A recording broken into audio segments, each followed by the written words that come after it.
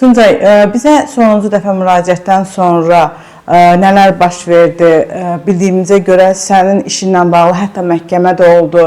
Məhkəmə hansı qərarı verdi? İstəyərdik bu barədə danışasan. Azərbaycan Judo Federasiyası mənə məhkəməyə verəndən sonra məhkəmə oldu. Məhkəmə federasiyanın bütün iddialarını rədd elədi. Məhkəmə mənim günahsız olduğuma qərar verdi. Çünki qarşı tərəf heç bir sübut təqdim edə bilmədi.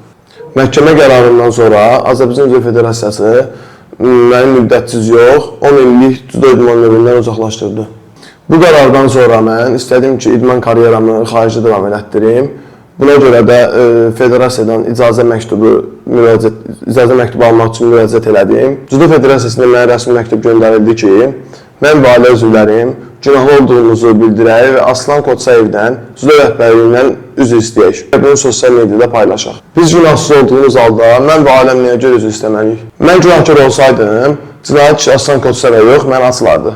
Hansısa legioner Azərbaycanı təmsil edəcək deyə mənə məcbur edirlər ki, mən öz ölkəmi tərk edərək xarici ölkəni təmsil edeyim. Son olaraq sizin vasitənizlə ölkə başçısına müraciət edib xahiş edirəm ki, mənim işimlə bağlı ədalətli qərar verilməsinə tapşırıq versin.